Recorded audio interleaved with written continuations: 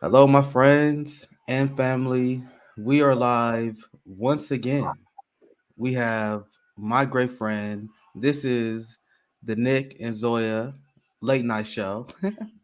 I have my wonderful, beautiful co-host, Zoya's Love, Zoya's Life. How you doing, my friend? Excellent. Happy to be here with you, Nick. Thank you for having me on. Thank you for Yeah, having this show. yeah. There's so much to cover. You guys know, especially on these Wednesday late nights. This is where I want to do some foreign policy conversation.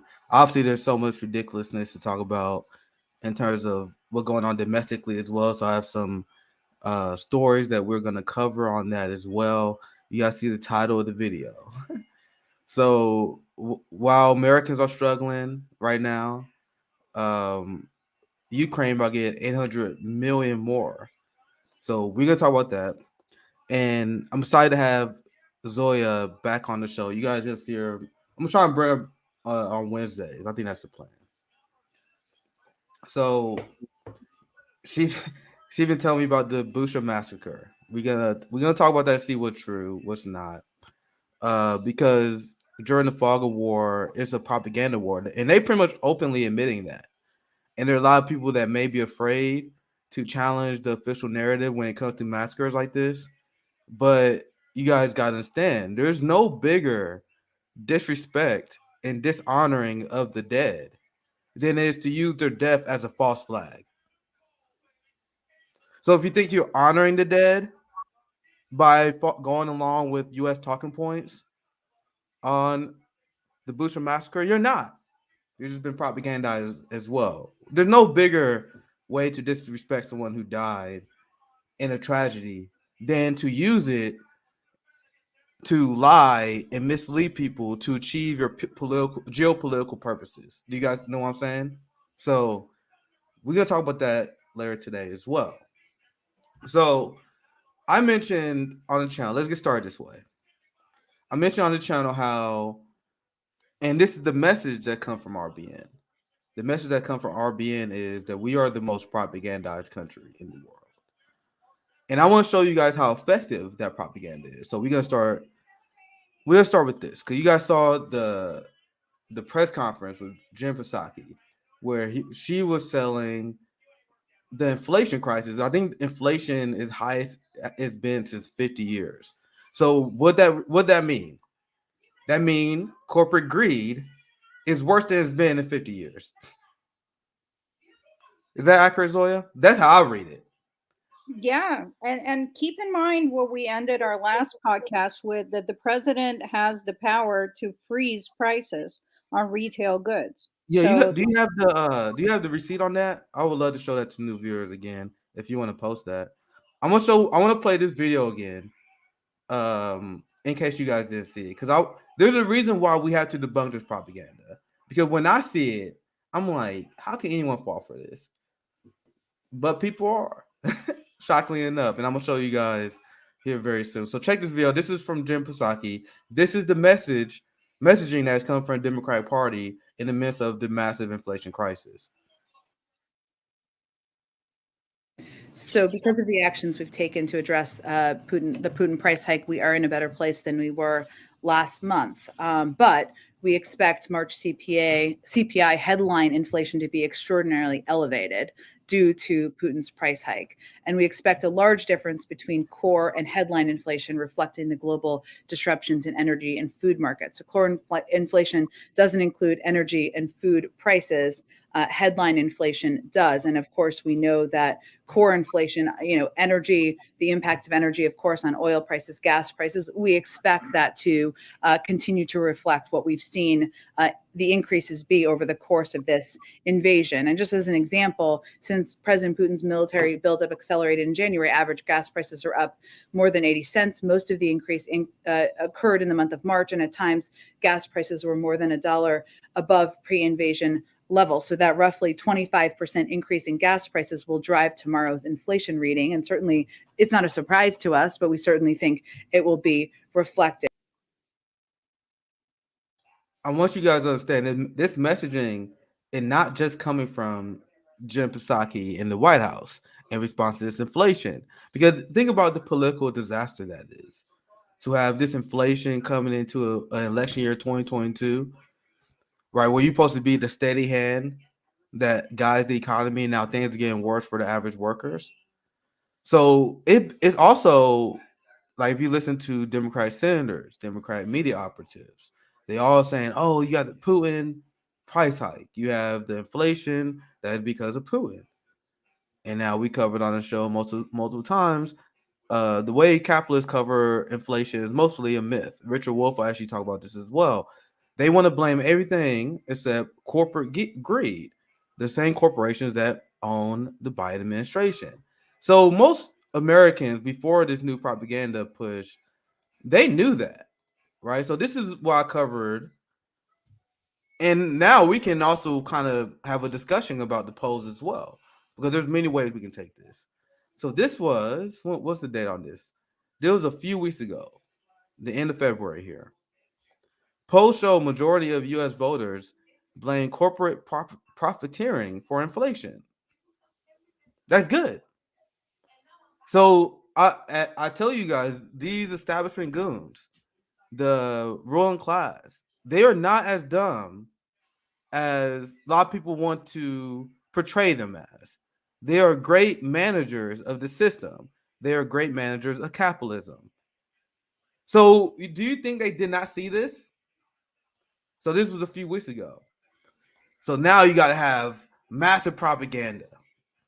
And do not think the Republican Party did not play useful idiot as well during this. So you had the Democratic Party who then pretend that, oh, this inflation hike is only because of Russia's invasion, even though prices was going up before that. And then how the Republican Party fit in this as well? The Republican Party, in order to deflect blame from their corporate owners and their corporate masters, they say, oh, well, this inflation is because of the CARES Act, because of the far left socialist Biden agenda. You see how the roles of both parties to deflect the blame from who's actually at fault at this? Oil companies making record profits, oil production at an all-time high. And then they had a hearing where you had Republicans and Democrats that was grilling oil executives over oil prices. And the messaging that was coming from oil executives was, oh man, we gotta just increase oil production.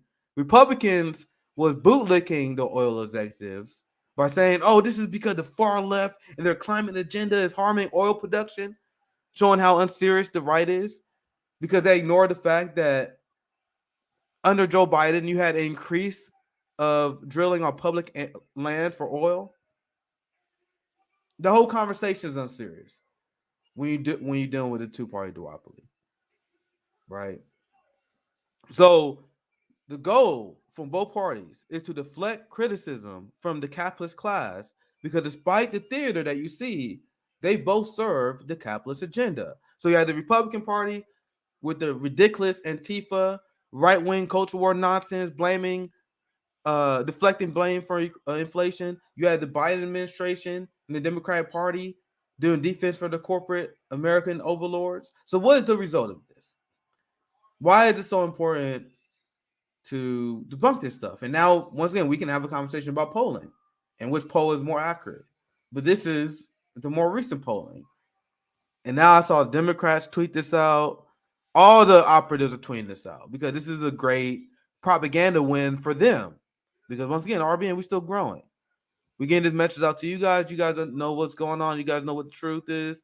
But the reality is, even though people dig on the numbers that corporate media get, like people, Glenn Greenwald, even Jimmy, a lot of friends of the show, we mock the numbers they get, but they would still get like 200,000 viewers in the key demo on their shows, which is a lot, way more than we get, right? So they still propagandizing a lot of people, and that includes the massive amount of older viewers they still get. Not the amount they used to get. That's why people make fun of them. But people gotta understand it's still a fucking shit ton. People. There's a lot of people who just see it when they're at the gym. So here's the headline. And I know I'm just presenting here, so Zoe, feel free to chime in. I'll give your thoughts here soon. most Americans blame Vladimir Putin,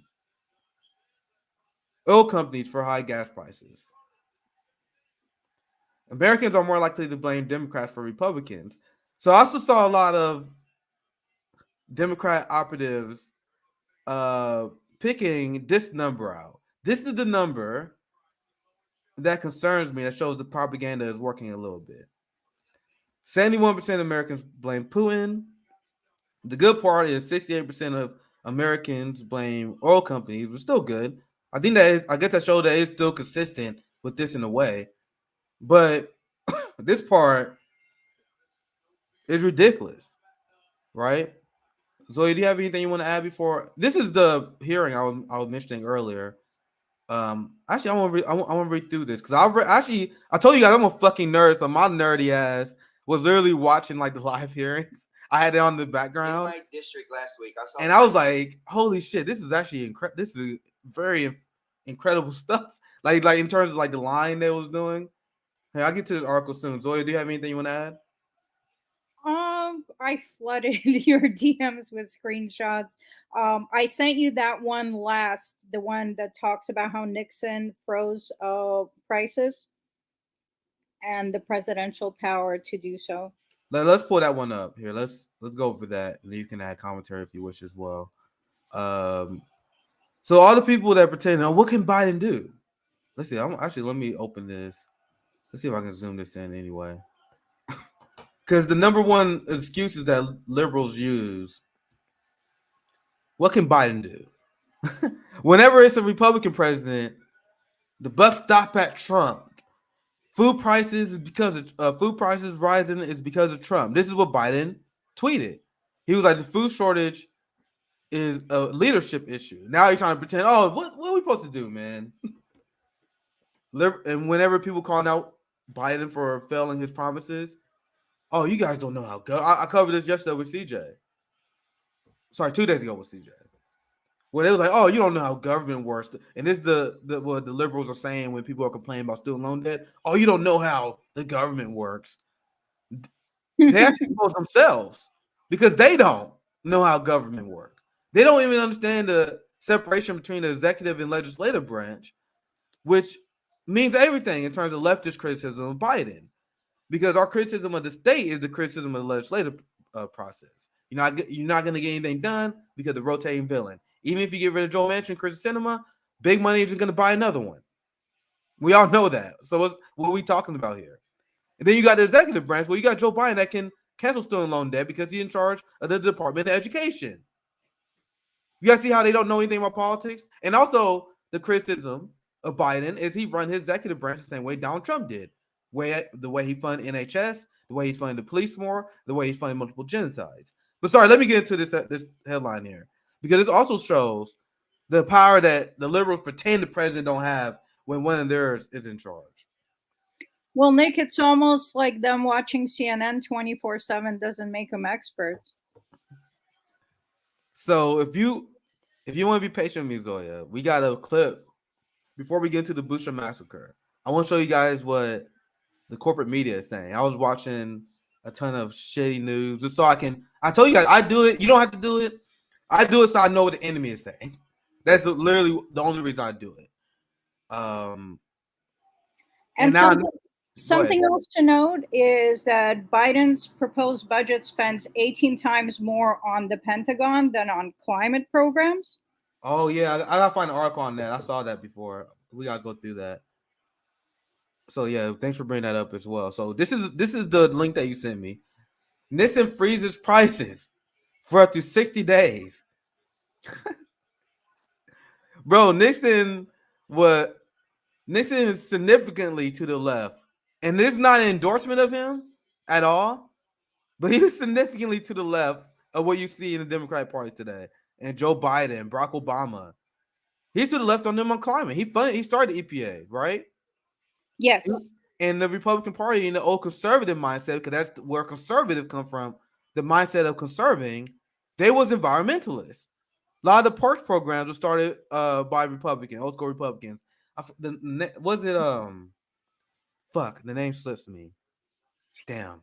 But back then, people used to protest with guns. and people would get into the streets, and they weren't as complacent and misinformed. So the people just would not accept the things that they are taught to accept today, as they deflect blame on other things. The screenshot I sent you that's right before this one, it's right from NBC News, because this is all interrelated. The reason they're vilifying Putin, and Here it is. now you hear cries from people because gas prices are going up and it's Putin's fault for our energy independence. Now people are okay with increasing oil drilling, something that many articles say was impossible 2 years ago. Yeah, it's that one. Okay, Yeah, this yeah. one? Okay, so Yeah. here it is. Bold and effective and risky. Oh, I'm gonna just open it. It's a better one to do that. Oh, no, all right, that's too much. That's too much zoom. Scroll out. I got no producer guy. Chill. Bold, effective, and risky. The new strategy the U.S. is using in the info war against Russia. It doesn't have to be solid intelligence, one U.S. official said. And this is why I quoted when I shared you guys my initial reaction to the Bucha massacre. And we're gonna get to that here very soon. But my initial reaction, especially as someone who's been following foreign policy for quite a long time now. It's been like, now I look back, it's been almost a decade now since I've been like actively following it. Never had a platform, but I've been following this shit. Been seeing psyop after psyop, false flag after false flag. And I repeat, there is nothing more that you can do to dishonor the dead than to shift blame from the people who are actually responsible for it, and to use their death for their political agenda. So to me, it never made sense why people was afraid to debunk this kind of stuff. But anyway, the point is, the U.S. admits, and this is the link that Zoya just shared me, they admit that the reason why they do that because they want to get out ahead of Putin before they do something. So they would straight up make shit up. So I don't understand why people didn't assume they was doing the same in the Bucha, because they don't have. And Nick, go to the first screenshot I sent you. It's like 2 or 3 up from this one, because it all ties in together. All right, let me pull this. You guys are gonna love this one. All right, let's pull this one up. The drone footage? No, before that, like 2 before that. This one? Yes. So they using false images? Is that what this is? Yes. Well, so explain we look at. I just now seen it for the first time. So this is seem like this is the first image. They saying the China fascists killing Muslim Uyghurs, which already been debunked, right? Yes. Like, hey, and by the way, guys, if you don't believe me, what kind of genocide is it when the life expectancy of the people that have been claimed, that the Western media is claiming being genocide, goes up? Their life expectancy is higher than Black Americans. Our life expectancy is going down. Theirs going up. So can you say that there's a genocide of Black? There's literally more evidence to say there's a genocide of Black Americans by the U.S. government than by China by Uyghur Muslims, right? So exactly what is the second picture? I'm trying to understand what's going on. It's the actual image, which is just some. I see. But so they blurred it and then added that, headline of like China bad. Wow. You guys see how blatant they will lie? Wow. What's the other screenshot you got here? Maybe we going out of order. I mean, the 1, 2 down from that really gets into the Bucha, the details. Yeah, we get to that here. So we get to that. I'm just setting it up to show that there's a pattern. That the reason I come to the conclusions that I come to is because I've observed the empire doing this for decades. Exactly. And when you see it once, you can't unsee it, right? That's why I'm immediately skeptical whenever I see a new narrative develop, especially in the fog of war. Especially when I know how much is at stake for U.S. empire here. They wanted this war in Ukraine for a very long time, and it's been shown by U.S. policy. They wanted this new escalation with the Cold War against Russia in order to justify their giant military budgets. And I warned you guys, remember when the whole Afghanistan pullout was happening? I was like, why are they increasing the military budget while they're pulling out Afghanistan, which costs $300 million a day. That's mean they are changing strategies. They realize the war on terror. They got to shift the strategy on that front and now have a full frontal assault on the new Cold War, the fight against China and the fight against Russia. So I knew when this conflict popped off, and as soon as I start seeing the insane propaganda, we have Margaret Kimberly. She was saying how this is the most insane war propaganda that she had ever seen. And now, and I'm sure after we go through the Bucha massacre, we can see exactly why. And now we are seeing a massive, this is the only thing I can call it, right? And shame on anyone who's left of center, not even as left as us, but left of center, who is going along with the money funneling that is going on in Ukraine, which I can't call anything else other than money laundering. Like, they are funneling tax money from all over the world to weapon defense contractors and shady groups in the Ukraine. We don't know where a lot of this money going. Now, this is the new pledge, right? The audacity of our government.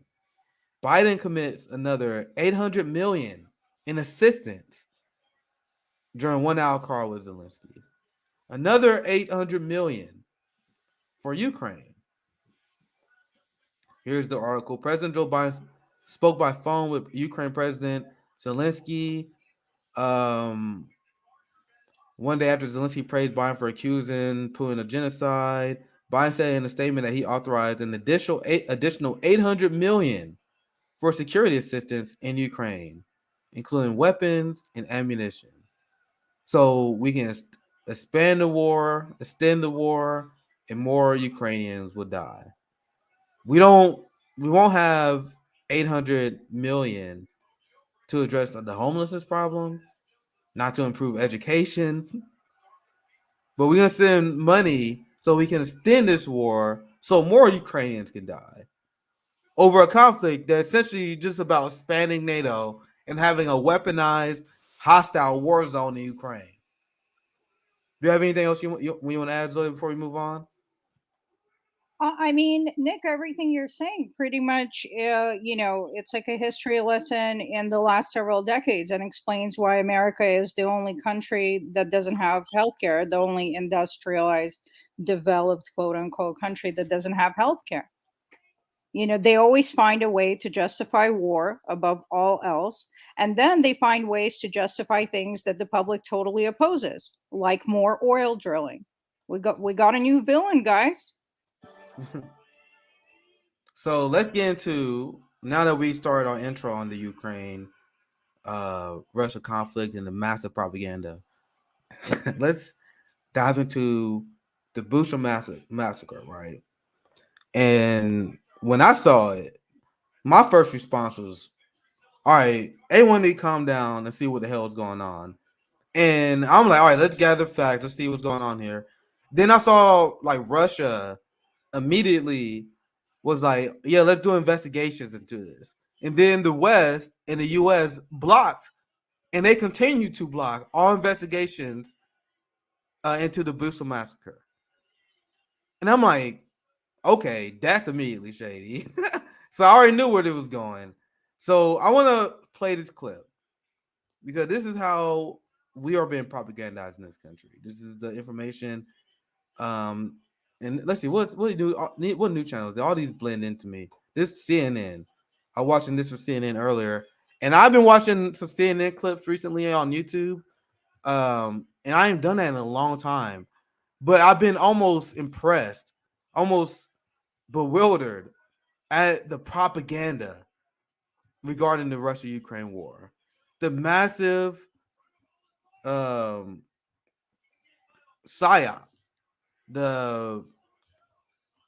Like everyone, in order to make the claim that they are making, they are now pretending that Putin is the only war criminal in the world. So in watching them like condemn Putin and pretend he's the new Hitler, like a few people said that Putin is the new Hitler.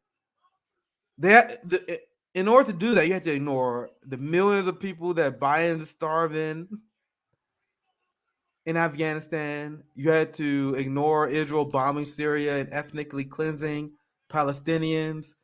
You have to ignore the genocide that is going on in Yemen right now that Biden administration continue to fund, right? So watch this clip because I haven't shown a lot of these mainstream media clips on this show. And I can literally dive into I can pick a random one that I watch on Russia, and it's probably to be the most insane clip you would see when we talk about how the US is the most propagandized country. So let's check this out. And also I would love to get Zoya's response to this as well. Because this is insane propaganda. Let's get into it. Give me 1 second here.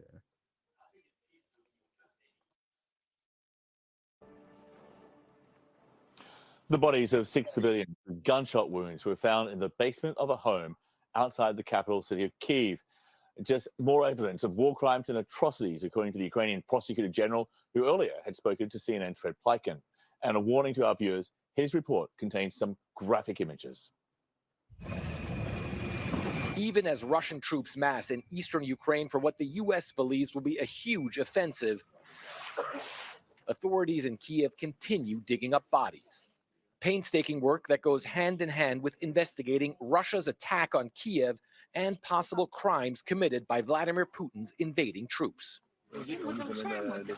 Prosecutor General Irina Venediktova is leading the charge. She spoke to me at the edge of a mass grave in the Kyiv suburb of Bucha. For us, the best motivation is justice.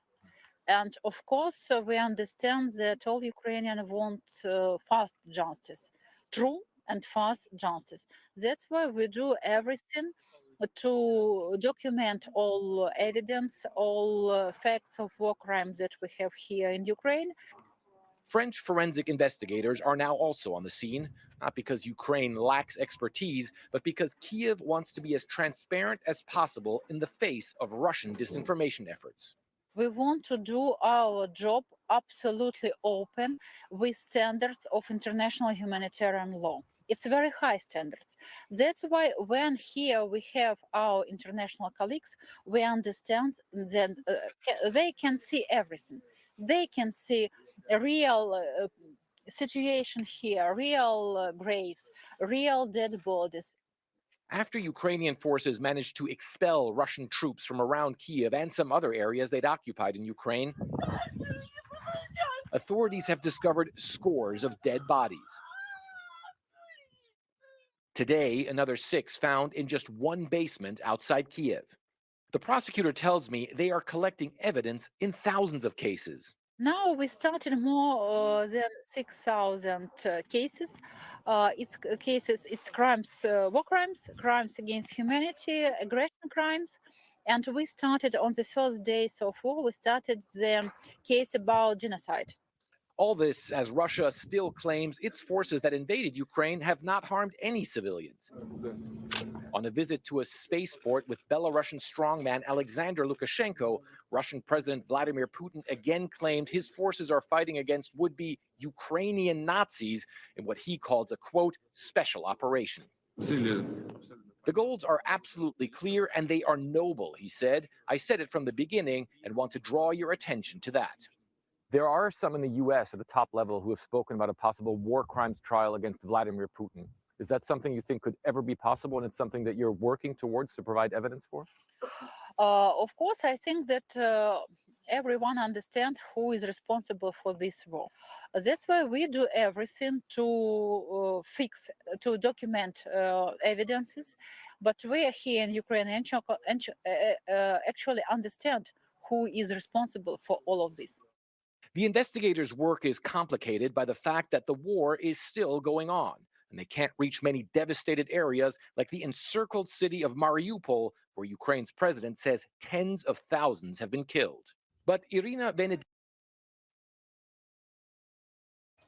So I would love to get Zoya's response to that, but there's so much to break down. So much. For one, look at the angle where they're reporting every claim that come from the Ukrainian side, where the Ukrainian military and the Ukrainian propaganda network have been caught lying multiple times. But look at the framing that comes from CNN, where they report everything that comes from that side as fact.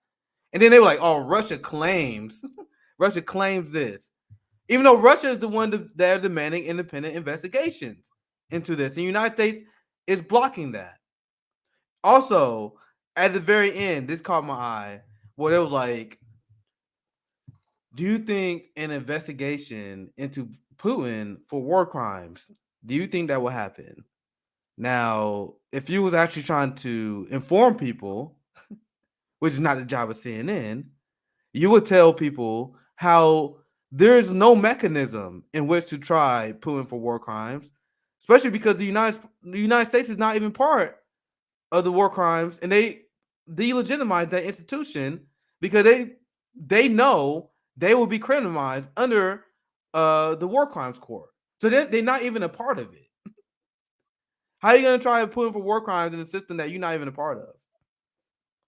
There's so much more to break down there. Zoya, do you have any initial thoughts?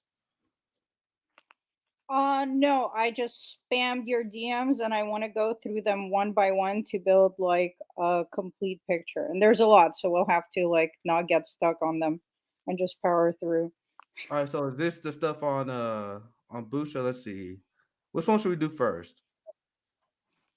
Just go in any order you want. They all connect. All right, let's pull them up here. Let's pull them up here. So here's one that I saw. Pentagon invites top 8 U.S. arms maker to Wednesday to in a meeting to discuss weapons for Ukraine. This is what I mentioned earlier. This is what we calling it as. This is them funneling money, right? Illegally, in the guise of humanitarian aid. Weapon defense contractors, as soon as this conflict started, immediately started making record profits, right? What is this one? He said this is Yemen. So this K-High person posted, I got photo from Bucha. This is Yemen. This is Yemen. So do you have anything you want to add to this, Zoya? Oh, no, just keep going through them. I sent you a bunch of stuff, and then believe me, we can comment at the end. I just want the audience to see the gravity of it. I've aggregated all the stuff together so that it has a shock value. Because evidence is spread out, right? It's easier to say a bunch of lies than it is to debunk them. So I have to rely on multiple sources. So this is another one from another angry voice. Paul Mason slamming Corbyn for not criticizing the Bucha Massacre in an article written weeks before the Bucha Massacre is an absolute classic in the Corbyn derangement syndrome genre. So that's pretty funny. Let's get to the next one.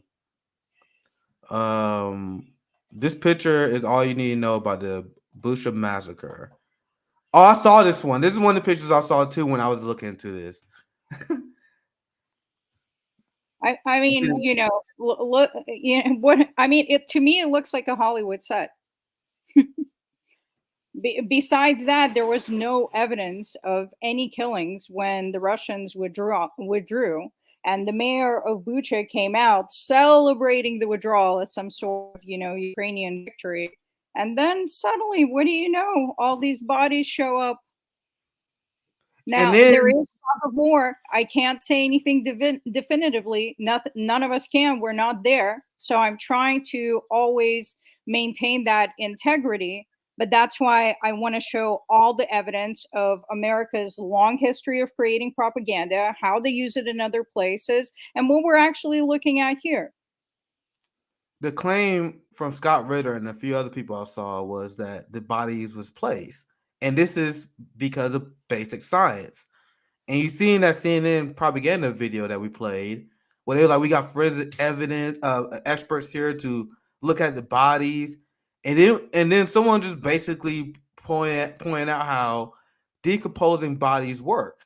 And they had bodies that they were showing, and the dates they was using what wasn't lining up. They were like, these bodies are way too sexy to be as old as they claim. And this is just basic science. So one theory is that some of these bodies was placed, which I can see that happening. Yeah, Go to ahead. speak to that, if they were really there for 2 weeks, and as rigor mortis sets in, bodies start becoming bloated. They don't appear that way if they're 2 weeks old. Yeah, they was, and then the bodies that was showing, it was like a body you would see like out of a horror movie. Like horror movies never really like cover like decomposing bodies and that kind of stuff that well. But it was like almost like freshly killed. And like it doesn't work that way, right? This is another tweet you sent me. Ukrainian security officials and Western journalists who went looking for Russian atrocities northwest of Bucha in the Kiev region found no signs of human rights abuses, according to phone call records obtained by RT. Instead, locals told journalists the Russian troops gave them food and treated them well. This is what I heard as well. Excuse me. I also heard a lot of people give accounts that are censored from Western media that pretty much said the same thing this tweet is saying as well. Meanwhile, a Ukrainian official complained that his own side militia looted everything. We also covered in It's really funny, Nick. I'm looking at my collection of receipts, and I had a few YouTube ones to send you as well, and they've all been removed. And they're the ones that actually show bodies being placed, and they're gone. Wow. And they've been censoring people that have been calling out the Bucha Massacre. Scott Ritter's one of them on Twitter. A lot of people have been censored for this, so that I believe that they've been taking down any evidence on YouTube. Maybe I should title this video differently. Maybe I should edit it because even having Bucha Massacre in the title is very risky. Yeah, we should pretend to be like pro-Ukraine in the title, and then just let people. Bucha Massacre, hold Putin accountable. A lot of people probably unsubscribe. Our followers probably unsubscribe to seeing the title. They probably quit clicking like, "What the fuck is this?" They'll get curious enough to look, and then they'll be like, "Oh yeah, I see what you did." Okay. In a series of satellite phone calls, a reporter identified as Simon tells his colleague he visited, I don't know how to pronounce that, a town about 25 kilometers northwest of Bucha, and there's no bodies in the streets at all. And this is everyone who's had on the ground reports been saying the same thing. The dates that they've been giving out in the West simply do not match up in terms of bodies and decomposing. Like basic stuff, and this is the kind of stuff they leave out in the media. Let's see what else we have here. So we left out Mary Lou. So let's see what this is. You want to explain this one? Let's see if this so one isn't Bucha specific, but it just shows like some Russian guy riding around playing with kids in like a fake tank. And this person's trying to frame it as like, this is Russians' bloodthirstiness, to always create war. And I just like the way Carl responds to it, which Carl is awesome. And he's the China expert. If you guys want to follow him, Carl's but he says, I'm jealous of Galeev.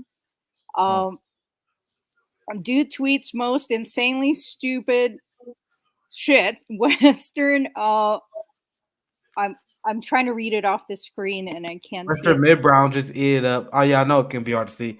Western midbrow just eared up because they love pseudo intellectuals justification of Russia bad.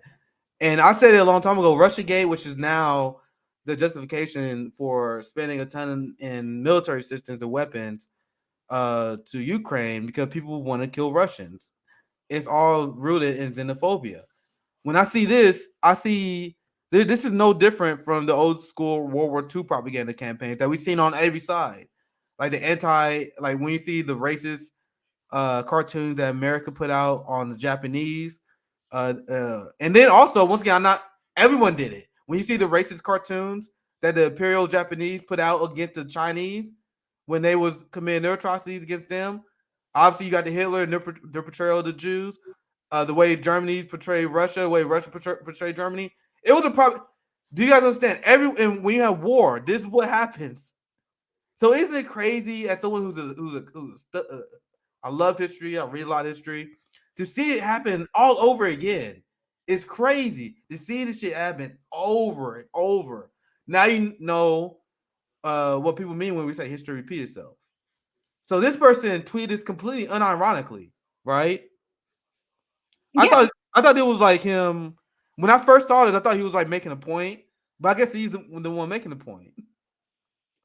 And I actually saw another mainstream media, maybe CNN, maybe MSNBC. I told you all these things blend in, and it was funny. The coverage was so filled with projection. So this is why I'm gonna sum up this segment I saw that they did on Russia. They were saying, and remember, keep in mind the amount of job benefits that they get that we read off, and we can. So you want to send that to me again so we can go over that again? I think that'd be good to follow this up with because I watched that. What was that? Which one?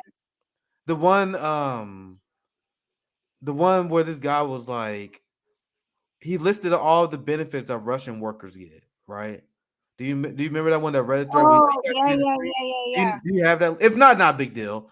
I can find it if you want, but we have a lot of receipts to show first.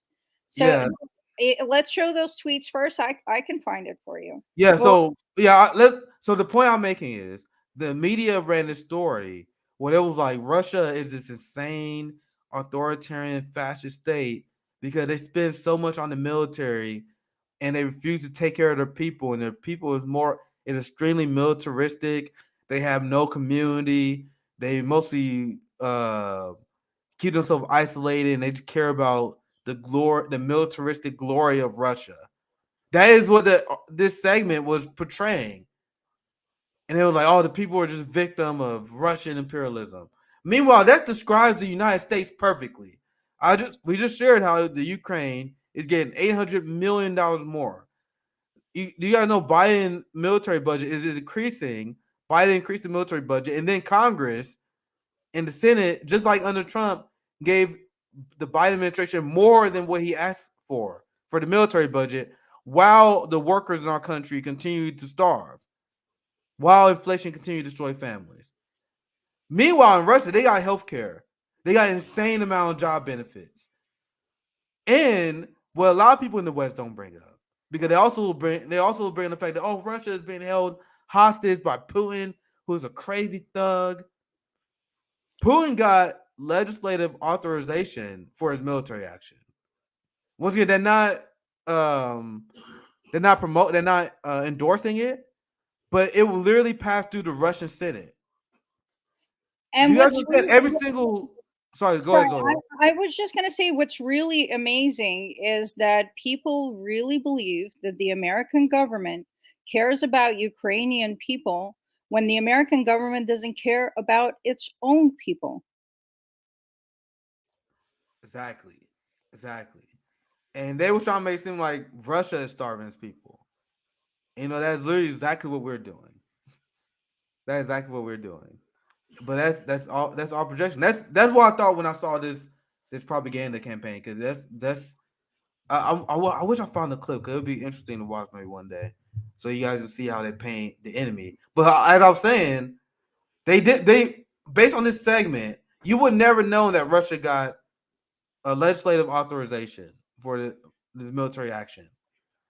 The president of the United States has been a rogue war criminal for decades now, because Congress pretty much punted and rejected their obligation to authorize war actions by the president. This is what John Lewis helped roll back, by the way. You know, the hero?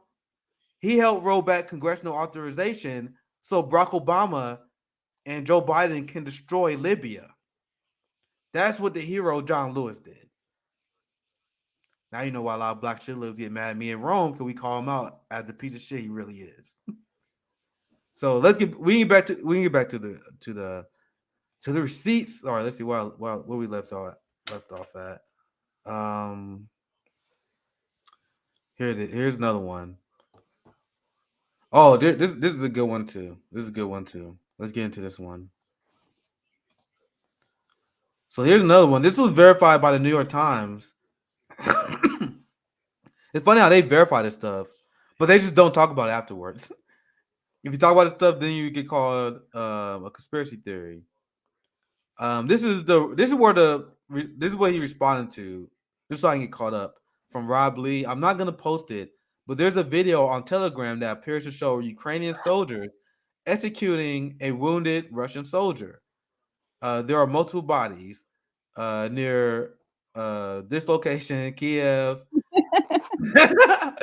where several Russian vehicles were destroyed, and the video appeared genuine. And I heard about this as well because there's been documented evidence of Ukrainians executing prisoners of war, which is a war crime. There's actually been on the ground reports of an Azov battalion and the Ukrainian military killing civilians who are fleeing. So, but this was verified by New York Times, at least.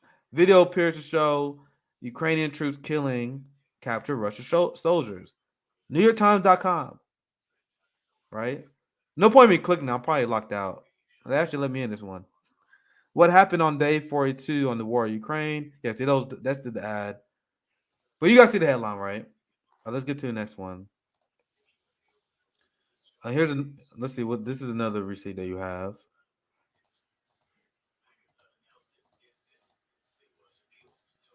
Damn, I was not realizing we 45 minutes in already. Damn.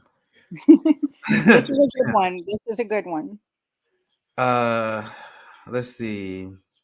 So the tweet said this is a Tosca U missile, which Russia decommissioned in 2019.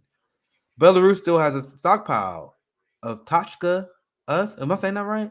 But they're on the other side of the country, and Kramatorsk is far out of range. Ukraine, on the other hand, allegedly struck Donetsk city with a Tosca U only weeks ago.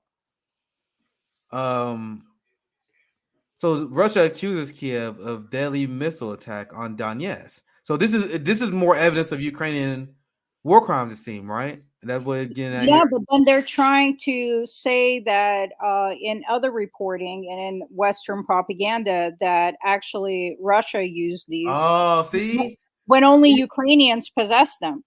See? And I told you guys, I watched this. I've been reading a lot of these mainstream media articles and watching CNN just so I can see what they say. And I've been watching the messaging of our enemy. They never brought this up. I'm learning this now, right? They will never bring this kind of stuff up. So he responded to Axios.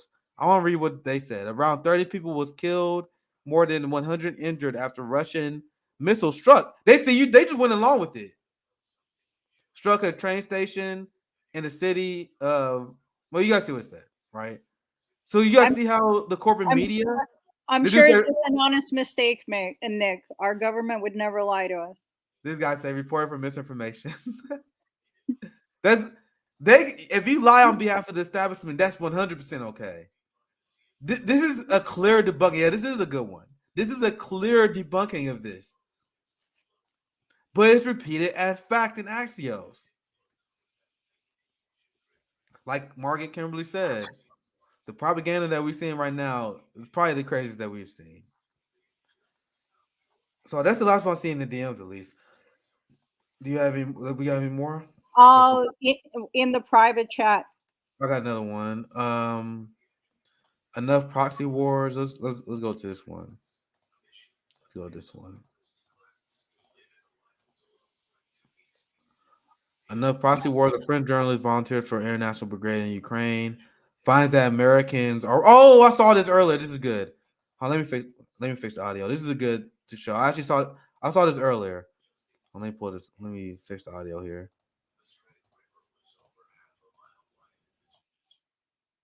Et j'ai eu la surprise, moi je reviens je viens de passer 8 jours en Ukraine là, et j'ai accompagné des volontaires français, c'est-à-dire que vous savez, il y a un certain nombre, il y a eu un appel au début du président Zelensky.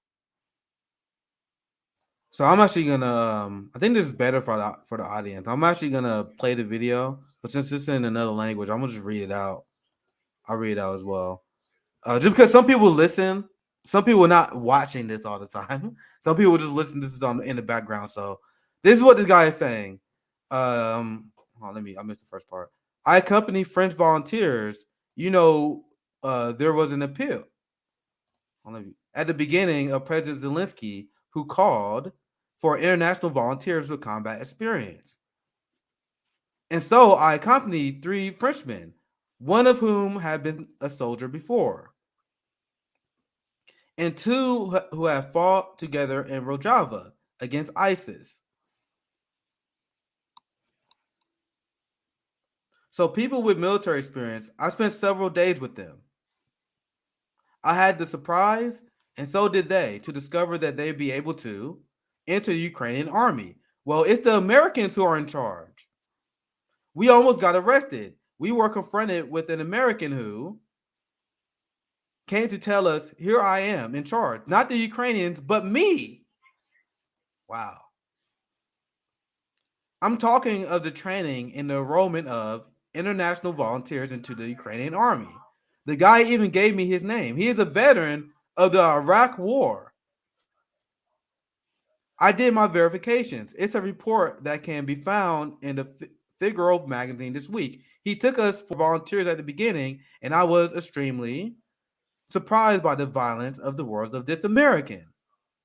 When he saw that we were journalists, he told us to leave, and then he was a little more. But still, it was, I'm in charge. Take the chips out of your cell phones. That sounds like someone who knows he's in the right. If you're fighting for democracy, as the West claims these people are, why would you not want people to document you fighting for democracy? You have shit to hide. Especially the international ones. We will give you other chips. And then we signed a contract. Contract until the end of the war. I remember that there were some people that said, I saw a tweet where some guy was explaining, don't go down there because they make you sign a contract where you have to pledge to stay there to the end of the war. But the funny thing is, I also had another source that said pretty much they were letting people leave. So that were the 2 reports I got. Some producer said they made people sign that, but if you leave, I don't know, maybe that's propaganda, because I also heard that they was attacking people who leave. So who knows? And he in this part said, who's in charge? It's the Americans. I saw it with my own eyes. We all know this. We've been reporting on this on the channel. Not the U.S. Army officially, of course. But nevertheless, there's American footprint. That the other guy asking. It's quite significant. We know from yesterday that they sent 100 new weapons, which are called switchblades. They are some sort of drones that are fired by mortar, and then they can be controlled remotely. So new weapons. Officially, they have done it, and they're going to do it. They have been there. That's the truth. I had the impression, beyond the romantic aspects of this war, I thought I was with the international brigades, and then I found myself facing the Pentagon. Very interesting stuff. Pretty much, if you follow our coverage of this is not shocking information. Zelensky is a Western puppet. He did a comic routine, and we all know comedies is most effective when it's laced with the truth. And he was saying how he believes the Ukraine, pretty much Barack Obama, the president of Ukraine. Yeah, right? He said our top president, top president, Barack Obama. And in that same comedy routine, he said, because he was pretending like he's writing a letter back home to Russia. And he's like, and he's in Ukraine. And he's like, well, I'm with the Azov battalion now. That's the only way to exist here. Please send me a copy of the Mein Kampf because it's sold out here. Mein Kampf by Hitler. And then he started doing the Nazi salute, and he's like, I've also started a new exercise routine, from the heart to the air, as he's doing the Nazi salute. That comedy routine is in 2014. Now you're telling me he's mocking an imaginary thing that isn't happening? Or is he commenting on the situation? Like I said, we all know comedy is most effective when it's rooted in truth, and the truth that comedians try and purvey.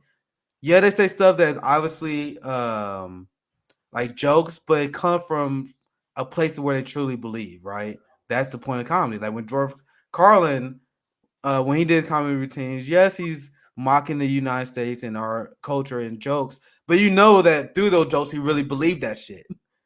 when George Carlin said he doesn't vote because he thinks all politicians are corrupt. He said that in a way to make you laugh, but he also mean it. And that's what Zelensky did with that stand-up routine, right? Absolutely. So let's see. Do we have anything else? We also have. Oh my God, I have so much more, Nick. I could use 30 hours, but we're an hour in. We're now in. Let's move on to the next part. We'll be back next week. The first one I sent you in the private chat, that's the one showing how Ukrainians interact with prisoners of war, which is a war crime. Okay, yeah. All right, we can wrap this segment on this. This is a good way to end it. So this is maybe a little graphic. This warning. Thread: hundreds of civilians have been punished for diverse reasons in Ukraine by paramilitary groups and the National Guard. Strong footage, tortures, abuses, and humiliation, even of kids and girls. I actually seen this footage before. They were strip and expose the private parts, and they even had, and like you said, there've been documented reported of them having like little girls like pantless, and they'd be like right next to like men and boys as well, to show you how sick these people are. And for anyone that thinks that this is like Russian propaganda, this is posted in Ukrainian Telegram channels by the Ukrainians, proudly boasting, calling. Yeah, they're calling people spouses and saying, start looking for a new husband because we're going to cut his balls off. They call people's mothers and say that we're going to torture your boy to death. They were shooting Russian troops in the kneecaps on purpose to watch them bleed out and suffer. That's a injury that's going to make somebody, incapable of walking for life. So the cruelty that I've seen, why Bucha is inconsistent to me intellectually and reasonably, is because I see Russia interacting very professionally, because strategically it wouldn't be good for them to do war crimes, as they're trying to point out that America is actually the one that engages in war crimes. But Ukrainians have been trying to engage in these fear tactics, as you see in these brutal videos, how they're treating their own citizens. Yeah, this is how they're treating their own Ukrainian civilians. These aren't Russians. These are their own Ukrainian civilians. They strip them, including women, tie them to poles, and beat them in public. This is shit you will see from like Saudi Arabia and Iran, and the West be like, oh my God, this is why these democracies, or this is why these countries are so horrific. I'm not saying they're not, but that is what the West say about some of these hardcore, super conservative countries like Iran and Saudi Arabia, that they will publicly whip people and have brutal responses to stuff like petty crime. And as you see in that tweet, a lot of people was accused of looting, but that still don't justify the insane torture that they were putting these people through. That is what they do in Saudi Arabia and Iran. If you steal something, they will cut your hand off or some shit. You'd be tortured. That's the same thing you see from Ukraine. Meanwhile, the liberals been saying Ukraine is the bastion of democracy. They are literally the same as the most extreme right wing in Saudi Arabia and Iran, based on what I've seen there. But they're accusing Russia of war crimes when Russia has been purposely aiming for targeted locations, getting people plenty of time to evacuate, and trying to limit civilian casualties, which is impossible to do altogether. But that's been the strategy. Now, compare that to the West in the U.S., and when they invade countries, they actively aim towards civilians and try to increase civilian deaths with their drone strikes. They got a 90% civilian death rate with their economic sanctions that starve and kill ordinary people. The West purposely aim towards civilians during the war so they can turn against the regime. They are open about this. So no matter what your claim is against Russia, everything they are saying about them is projection. The war crimes are projection. The strategy projection. And this is me coming from watching a ton of corporate news so I can report to you guys what they are saying. They're trying to pretend they're a unique evil that targets civilians while we have a drone strike program that has over 90%. I think it's like 96, 97%, something like that, civilian death rate. But there's another. Maybe I got to put these clips I watched together, because that was another clip I watched for CNN. And MSNBC was saying the same thing. I actually saw a clip from Sam Cedar where he was saying the same thing, where he was paying the Russian military as uniquely barbaric, right? Only without evidence. That's the Yeah, without thing. evidence too. Like, that's an important point, because whenever I see people claiming Putin's committing war crimes, they would never show the evidence that we show. And I'm gonna get I probably will get the clips together. Every single time it's just conjecture. Putin's a war criminal, no evidence. Putin's a war criminal, no evidence. Right? And that's what they do with all the other countries, as Cuba accurately pointed out during the UN human rights trial, that they weaponize and they lie and they attack people with human rights abuses as a way to expand U.S. imperialism, even though they're guilty of all the worst things. Right? So Nick, let's hear the Russian perspective on it. The last thing I sent you in our private chat is a Russian response. So all right, let's check this out, and then let's get right to it. 452 тонны гуманитарной помощи. I think you're going to have to read this one too. Yeah, I think so as well. Nick has an excellent voice to bring you the truth. And just to set this up before you do the reading, this is Russian MFA spokeswoman Maria Zakharova on the situation in Ukraine. I'm accusing Western and primarily the U.S. media of not only spreading fake news, disinformation, but of being accomplices in the massacre in Bucha. Let's check this out. Просто жаловаться было не на что в данном случае. Okay, so yeah, no voiceover. Let's read this, including the Russian military. But there was nothing. All right, so she's finishing her sentences there. So okay, let's go. Что в данном случае. В Бучу и другие населенные пункты. Hold on, let me mute it. The Russian military delivered to the people of Bucha and other places of the Kiev region 452 tons. Is that what that is of humanitarian aid? I don't know what measurement that is. Go ahead. Come on. Not a single civilian was hurt by a violent attack. While Bucha was under the control of Russian armed forces, there has been no information to this effect. The roads from Bucha to other places, including Kiev, were not blocked. In the process, Ukrainian troops shelled around the clock the southern outskirts of the city, including its residential areas, as they always do everywhere. They use large caliber artillery, tanks, and multiple rocket launchers for this purpose. On March 31st, 2022, Mayor Antony Frederick of Bucha, who said in the video address that Russian forces have pulled out of his city, did not mention any executed residents. Wouldn't you think that'd be something the first thing he would mention? Like, if this actually happened right when the Russians was leaving, and he'd be like, if this actually happened, I'd be like, oh my guys, they just killed everybody. Holy shit. Holy shit. Now, Nick, are you asking people to use their critical thinking skills? Because I heard that's un-American. That's 100% un-American. So, and do you guys remember the CNN clip that we just played? That unbearable 3.5 minutes? And I mentioned this after the video. You notice they never gave the Russian response. They said they will say very broadly the Russian, and they'll make it seem like they're conspiracy theorists.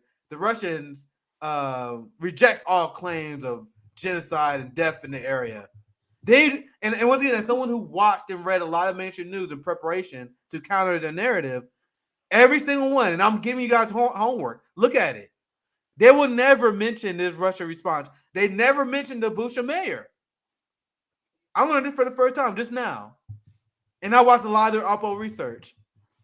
Right? Not once did they mention this, which I think damning. So let's continue. I'll rewind it just a little bit.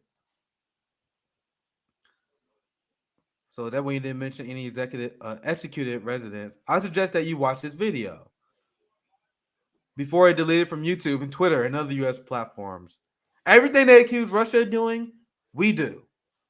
You guys understand that? And another, once again, as someone who's been collecting and I've been watching the way they've been covering this, they are pretending that Russia is doing the exact same thing that our country, the West, is doing. Twitter is censoring people left and right. YouTube is pulling videos. We are seeing a merger between corporation and state in order to control information. That is what they are accusing Russia of doing. There is no more sophisticated and advanced version of state TV and fascist corporate propaganda than the United States. Are we clear? So she continues. She's pretty much saying that these corporate media companies are accomplices in this crime. I think that's what she was saying there. By spreading fake news and blocking the truth, alternative views. Yeah, she is calling out corporate the investigation materials, straight talk, deep platforms have been accomplices in this terrible tragedy of Bucha, which is the result of Kiev crimes. So you're saying Ukrainian crimes, right? Assuming the crimes were not directly ordered by Kiev, the Ukrainians, we must state that they were committed by forces which have broken off from President Zelensky's control. That's pretty diplomatic, isn't it? They had to be diplomatic at that part. But anyway, because I would say they didn't. I think Zelensky loves this shit. He going along with it. If Zelensky actually cared, he would be like, I want to find the truth of who really killed my people. He don't give a fuck. Don't give a fuck. But they're being diplomatic. Or that he never controls. Now they just dropped the hammer. They said Zelensky never controlled these forces, which would be my take. I think he's more than happy being the puppet of the West, but he's happy about what happened. I think that's clear. I'm accusing Western and primarily the U.S. media of not only spreading fake news and disinformation, but of being accomplice in the massacre of Bucha. Newspaper, television, analysts are accomplices in the punitive act. So if the Ukrainians did massacre their own people and they covered it up. Again, because there's tons of evidence of them doing it for 8 years. Yeah, for sure. But the social media companies are complicit. The U.S. is complicit in covering that up, right? Check out the next tweet I sent you. I came prepared today, Nick. You just got to let me have it. This one's short. All right. So, you want to take over real quick? Hold on, take over real quick. I'll be right back. I'm gonna put. Sure. I'll put a tweet up. I'll be right back. So this here says Russians claim that the Bucha massacre was a machination of the British. That's about right. That's why UK forbids an investigation. UK was heavily involved in the staging of the chemical attack in Syria to escalate conflict. The Anglo-Saxons are experts of genocide propaganda. Remember, BBC commissioned Adrian Zenz to come up with the Uyghur genocide. So we see a clear pattern emerging here. And Aaron Monte actually covered what was done in Syria. And for that, the Young Turks and several other mainstream media sources dragged Aaron Monte and tried to put his credibility in question for just doing actual journalism that challenges the mainstream narrative. What did Aaron Monte do? Well, he exposed what they're talking about here, which is the staging of the chemical attack in Syria to escalate conflict. Remember, Aaron Monte was exposing that, and Cenk and everybody was dragging him for it, when all he was doing was reporting on the truth. But when that truth... they still hate him for it.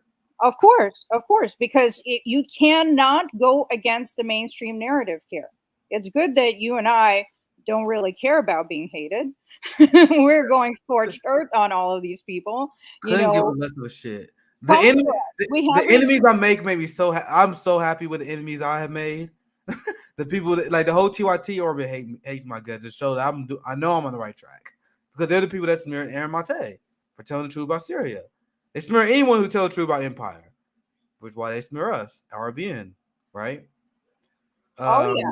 Well, they're smear merchants. That's all they got. Putin's puppets, this, that.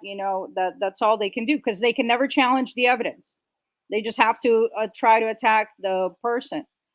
Now look at the next one I sent you in the private chat. This is also brief for like people wondering why we don't hear more about this. So look what happens when people aren't willing to go along with the propaganda. So this says Ukrainian sisters and chess masters Maria and Anna will be suspended and excluded from competition by Lvov. Libev. What was that? It's Lvov. Lvov. What the? Get rid of that L, man. What the fuck? Anyway, Chess Confederation for refusing to sign an open letter for International Chess Federation to ban. So they didn't even say, like, they didn't even like directly rebuke Western and Ukrainian propaganda. The only thing it seemed like they did, and this is my interpretation of this, they're like, all right, I don't want to be involved with your Russia phobia. I don't want to be I don't want to be involved with your xenophobia. So when I first saw, I was like, all right, what did they say? And like in terms of that will upset them, they didn't say anything. They just refused to take a stance. You guys see how crazy this is? And once again, as someone who watched the narrative that comes from the West, I put myself through this shit so I can tell you guys what they're saying. This is what they're pinning on Russia. They're saying anyone in Russia that don't go along with this is being severely punished. Once again, everything that comes from Ukraine in the West is a projection. This is incredible. And we've already seen other countries issue severe punishments. They're going anywhere from a year to 25 years imprisonment for expressing anything that can be construed as pro-Russia sentiment. And then on top of that, now this happened last week, but they're saying that even if you're representing the letter Z, because the letter Z is on Russian military units. So if you're using the letter Z for any reason, you are somehow spreading Russian propaganda and pro-Russia sentiment. I mean, we're getting into really unhinged areas where it's going to just become way too prevalent to persecute anybody that they deem a threat. They're banning them for no comment.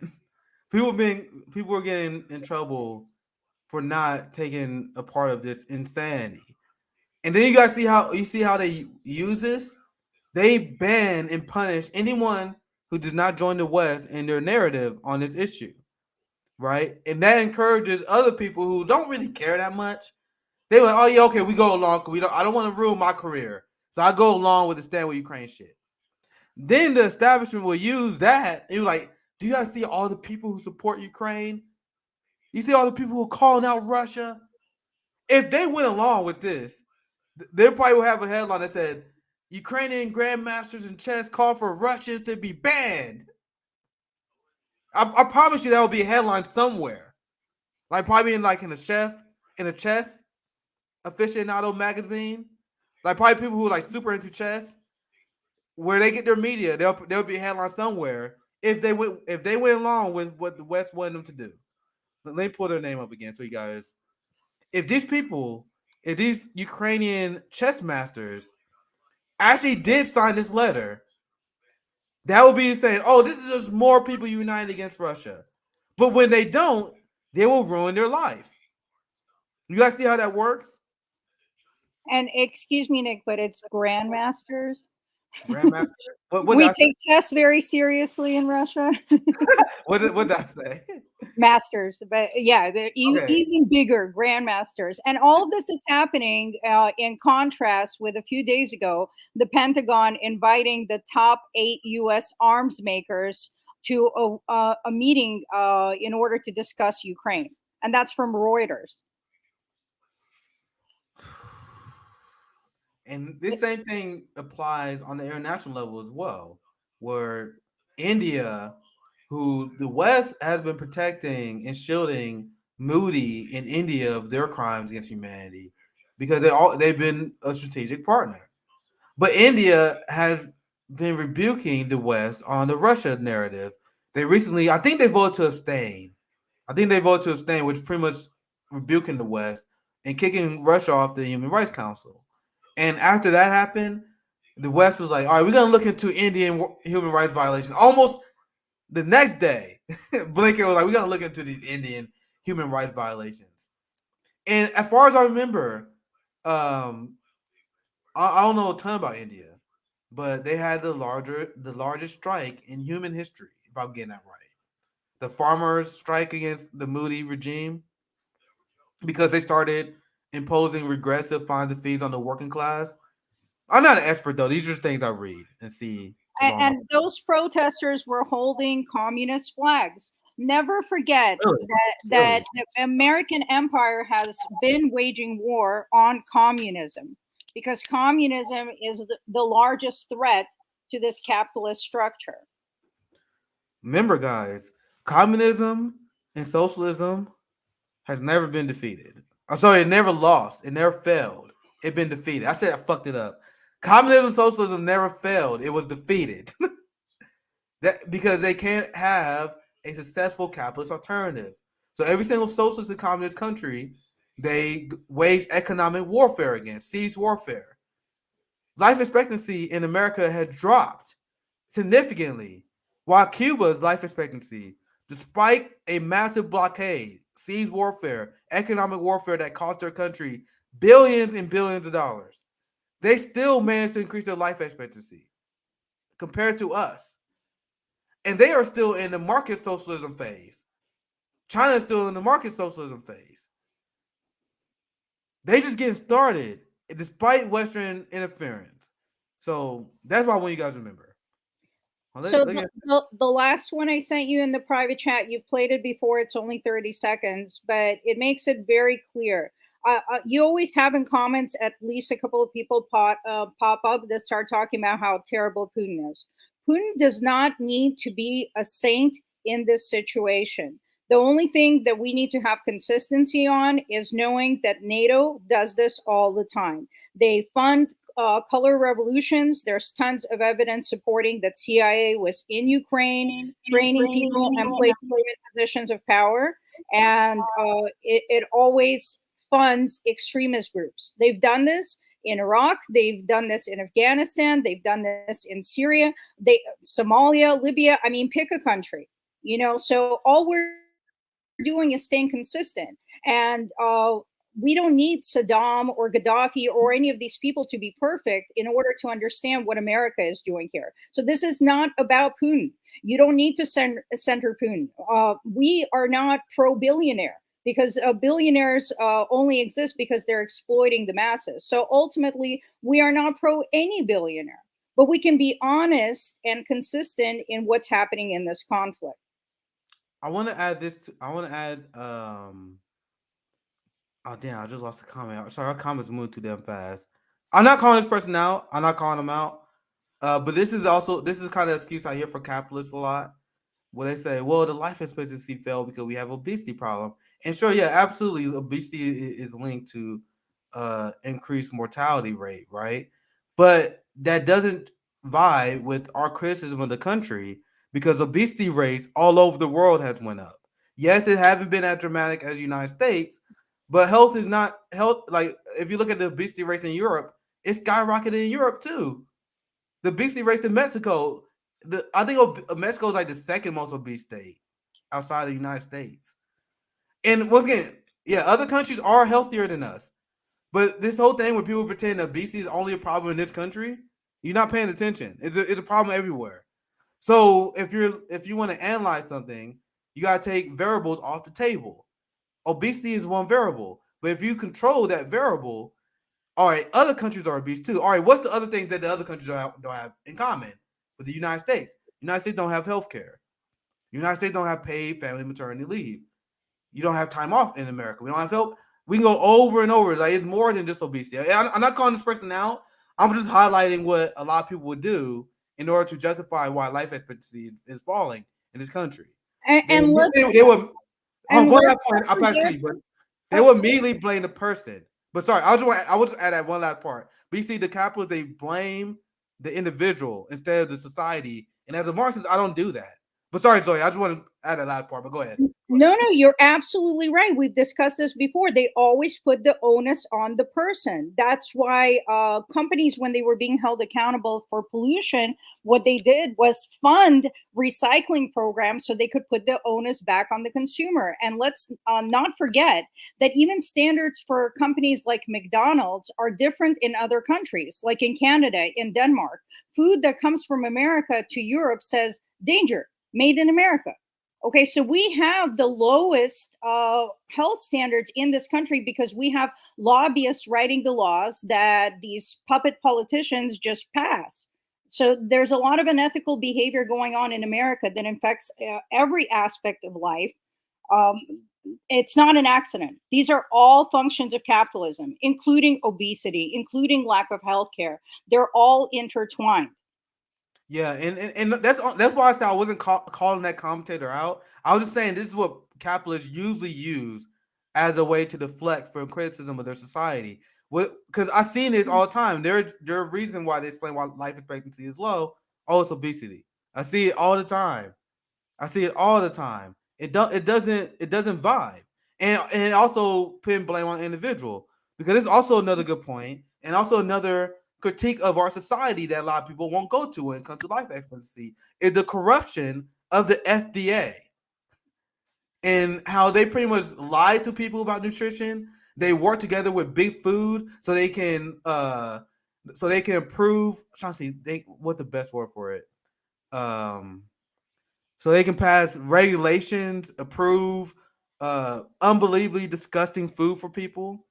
Another reason why Americans are more obese, and once again, the obesity in a lot of industrial countries have raised, but it's because the amount of food, the processed food, and the horrific food that we eat, that big food manufacturer, because it's cheap.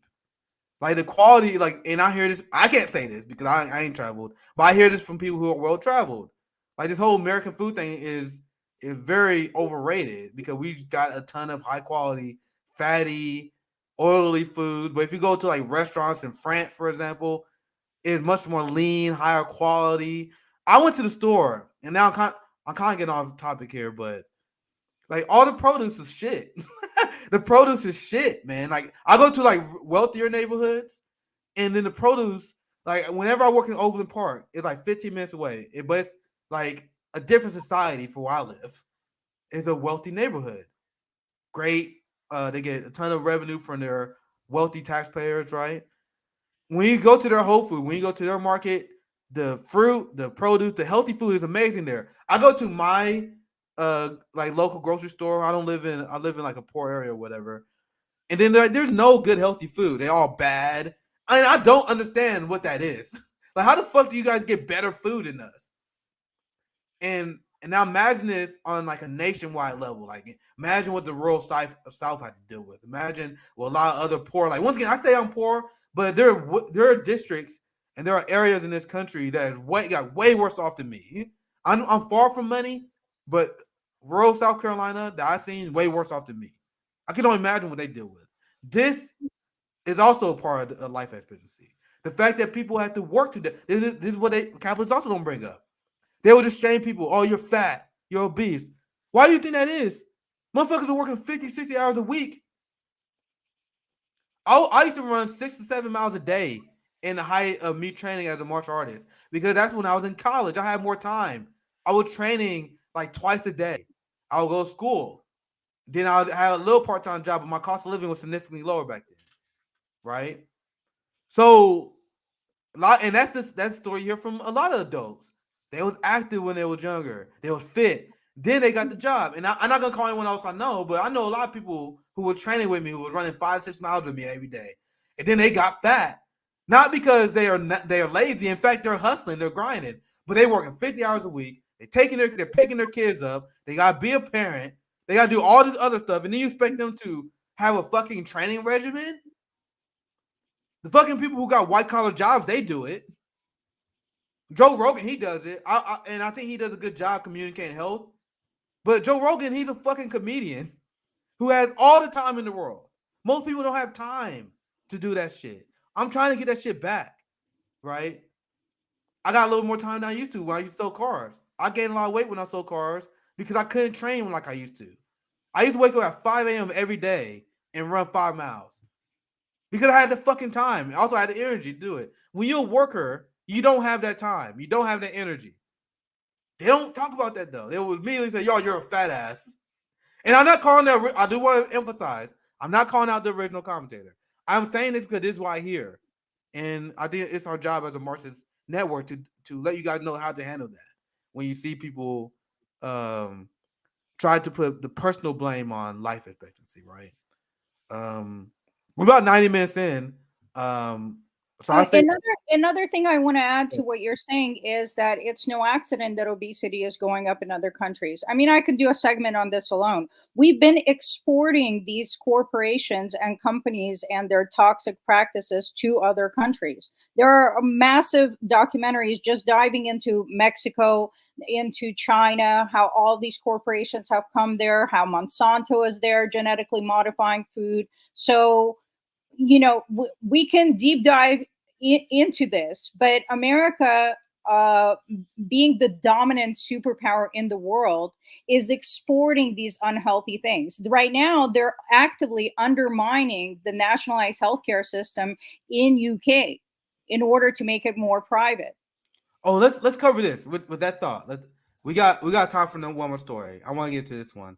So since you brought that up, I saw you retweeted some videos on this. So I think you saw this as well. Biden is privatizing Medicare. So David Sirota actually been on top of this. I told you guys my take on David Sirota. He's a confusing person because I think David Sirota does good reporting. Because David Sirota actually will expose the corruption of the Democratic Party, but then he votes for them. I don't get it. Like I told you guys, those are the people who confuse me the most. Right before I get into this video, I don't blame the people who vote for Democrats who are just propagandized. Like, they're people who don't got time to debunk this shit like we do. Whatever. They don't have time to debunk this shit, so they just go along with it for whatever reason. I don't get it, but for whatever reason they do. I don't blame them though. We don't have time. Not everyone's a political nerd like me. What is weird to me is the people who know, like the people who know what Biden does, the people who know who the Democratic Party is, the people who do great reporting on the corruption, and then they still vote. I don't get it. That is something that when it comes to David Sirota and some of the people at Jacobin, when I see their work, I'm like, I don't get it, man. But anyway, that's my take on Sirota. I do think he does good work though on exposing the Democratic Party. I just don't get how people can know the crimes of the people that they vote for, and they just okay with that shit. I voted for Obama in 2012 because I was more ignorant than I am now. As soon as I learned about how the Democrats are corporate and they commit war crimes just like Republicans, I was gone and never looked back. I voted for Joe Stein in 2016. Never looked back. So that is my I think that's a balanced take on Sirota. He does good reporting, but he's one of those people who just simply don't give a fuck, it seems. So I don't know how you continue to vote for it and support this shit when you know what they do. But sorry, go ahead, Zoya, and we get to the video. No, sorry, Nick. We both get too excited. We got so much information to share. Another thing, just to keep in perspective, is that capitalism in general in America is the best at this. Likes to manufacture a problem, so they'll make people obese and unhealthy through a series of things like unhealthy food, unhealthy living conditions. We don't have clean drinking water all over this country, and then they sell you the solution, which will not help you. But to that point, just something for people to know is that the fitness industry in America is one of the top industries. And in 2019, with recorded revenue of $35 billion, it was the largest of any country. So the fitness industry is the largest in this country, while obesity is the largest in this country. Yeah, there's a lot of breakdown, guys, because I studied a lot of nutrition, being a martial artist, helping people make weight. I was big into that community at the time, a long time ago. That's how I developed my criticisms of the FDA, and there's a lot of bad fitness information that go on. That would be like a whole nother live stream. And the fitness industrial complex is a giant problem. And I actually see this in martial arts as well, where it's kind of there are a lot of people who are grifters. They purposely give people bad advice. They don't let them, the advice they give them don't allow them to advance. And I can speak to this as a martial artist because I'll see like trainers. Maybe we're getting a little bit too off here because I'll see trainers purposely give people bad advice just to string them along to make money. Meanwhile, I'm not going to get into it too much because that would be a whole nother conversation. But yeah, the final point, the fitness industrial complex haven't been as positive as you guys would think in terms of American health. That's all I'm gonna say. Maybe we need a whole nother live stream cover this. It'll be like a whole like this. We get into a whole thing now. Let's get to this. Let's get to this Schroeder video regarding buying on healthcare because this is what I would call out as the biggest reason for life expectancy falling. Right. So if people are able to go to healthcare, I talk about this as someone who grew up poor. I think my grandparents died prematurely because my grandpa, for example, had cancer that he didn't detect fast enough. And my grandpa, and this is what go on in my family, we don't go to the doctor. They tell us they don't go to the doctor because that shit is expensive. That shit is expensive. So maybe if we had universal healthcare, we had free healthcare, maybe my grandpa would be alive today because maybe he'll caught that cancer earlier. My grandma kind of stopped taking care of herself after my grandpa died. It's a similar thing that happens with people who've been married for a very long time. My grandma has been married to my grandpa for 62 years before his death. So she stopped taking care of herself. It was very tragic. She lost her will to live because my grandpa died. So by extension, if we had health care and my grandpa caught his cancer before it got bad, he would be alive. My grandma wouldn't have lost her will to live, and maybe she would be alive today.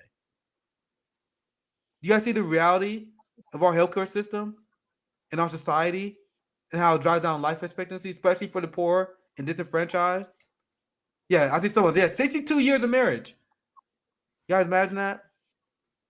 Met my grandpa married my grandma. He was 21. She was 18. Been together ever since. So when my grandpa died, my grandma was literally never the same person. Never the same person after that. She tried to stay strong, but you literally saw that she couldn't. And I don't blame her at all because I couldn't even imagine. Like what? And I talked to her, like we had honest conversation, like the depression she had after her grandpa died. You can't fix that shit, man. Like we could be there for her. We can get good. There's nothing we could have done. So now I got real with you guys. Now you guys see why I'm angry. Now you guys see why I got this chip on my shoulder. A lot of people who think I do what I do because I want likes, clicks, and subscribers.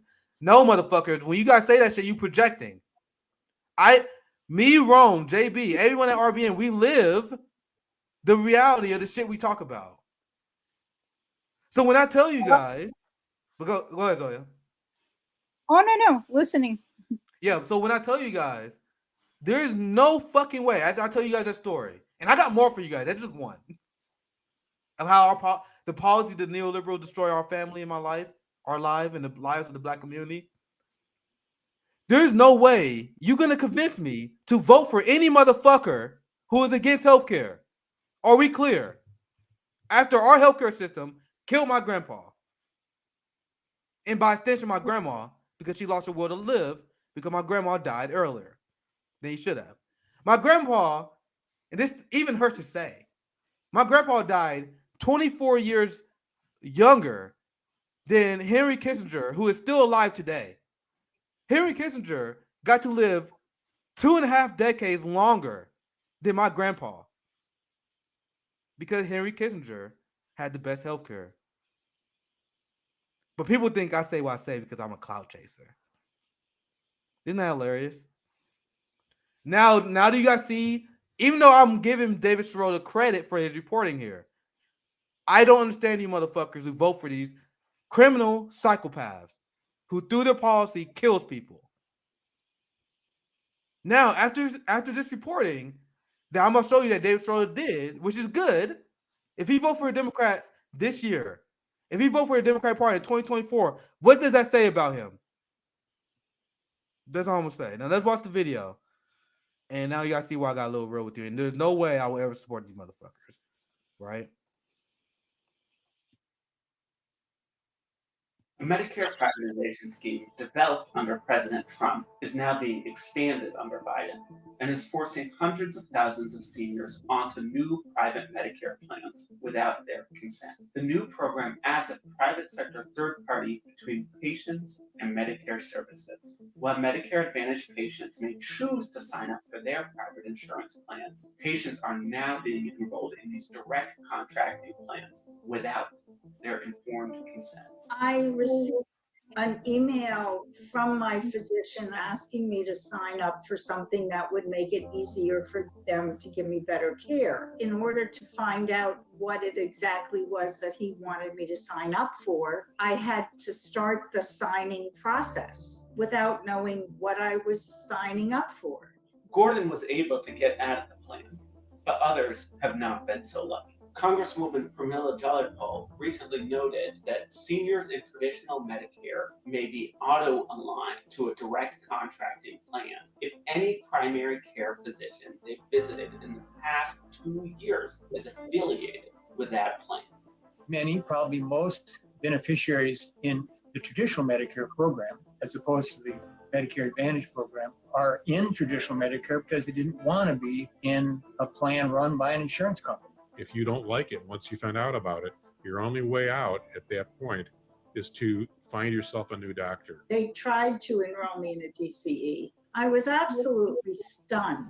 In 2020, the leadership of DCE contractor Clover Health donated $500,000 to the main super PAC for Senate Democrats, while the company's financier donated $250,000 to the Biden Victory Fund. One Medical, which employed Suzanne Gordon's doctor, is backed by the Carlyle Group, a prodigious donor to both parties. Biden enjoyed Thanksgiving dinner last year at the $30 million Nantucket home of Carlyle co-founder David Rubenstein. When Medicare passed in 1965, there was absolutely no intention to enrich the insurance industry, but that's exactly what is happening now.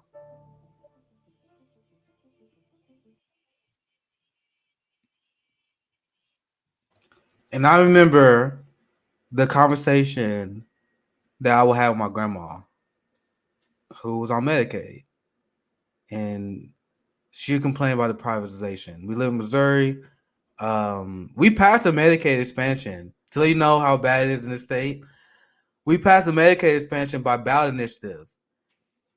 And the deeply red Missouri are conservative as voters, like, we need more health care. And then our governor, he vetoed it. He vetoed the Medicaid expansion. The Republicans was fighting it, and then the Missouri Supreme Court ruled against them.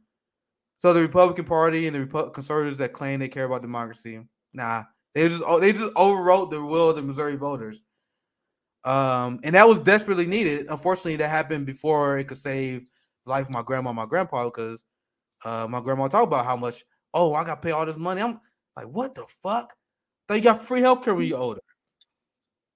Anyway, I don't know how anyone see that. And like, to me, I think it's psychopathic, man. I really do. Like, as much as I can praise Schroeder for doing that reporting, I really do think it's psychopathic to know what these people do and still like have that endorsement where you tell your people to vote for them.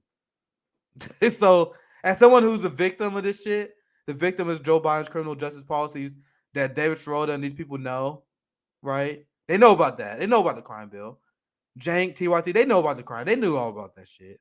Didn't stop them from telling people to vote for them. Now the police state is expanding. Now Biden is privatizing Medicare. Things continue to get worse despite their theories and philosophy. And at RBN, we had enough. Zoya, do you have any last thoughts? And then on this topic? No, just fully in agreement with you. I actually have a similar story with my grandma getting cancer in her 60s, it being detected late. One thing I'll add to this is that we have some of the highest costs and some of the lowest outcomes in our health industry. So a lot of people will defend the health industry because they say that it's so innovative, Well, the government subsidizes the pharmaceutical industry to create some of these medications that they then patent and sell at a higher cost here in America than anywhere else on earth. You can literally cross the border to Mexico and Canada. And by the way, if anybody's looking for lower cost on prescription drugs, you guys can order online from Canada directly and save, 100 to 800% on your medications. But it's also blamed. That's such a great point you made on terms of how we subsidize big pharma and the medical industry for innovation. The public sector is where innovation comes from, right? And as someone who's a Marxist who understands how the mean of production actually work and understand how we as the public finance and develop all the drugs that big pharma use, and then they become rich off of our wealth that is used to develop these drugs, and they patent it. Now you had the vaccine code, the big pharma bootlickers on the left, who got my tweet went viral, so a lot of people agree with me. So let's be clear on that. But there were some people who got mad at me because I said if anyone who was injured by the vaccine, they should be paid reparations. Now, what's the argument against that? That big pharma can't afford it? So they developed the vaccine on our taxpayer money. They use our taxpayer money to develop the vaccine, and then big pharma went to make $1,000. Was it per second or per minute? I forgot. Per second or per minute? I think it was per second. Maybe I should fact check that. But they made like, let's just say $1,000 per minute. I think it was per second though. I don't know why I'm forgetting that. But my point is they made a fucking buttload of money. I read an old article that was months ago that was explaining how they had a record amount of big pharma executives who became billionaires. Like I'm not talking about big pharma CEOs who became. They talking about big pharma executives, not even the top of the ladder. Like people who are they are near the top, but they became billionaires. That's how much money that big pharma has made on the vaccines. But I said because they're making that much money, when we created the production for that, they should at least. And I actually will go further than my original tweet. I'll say that I think they should pay people who are vaccine injured. I think they should pay people to take the vaccine.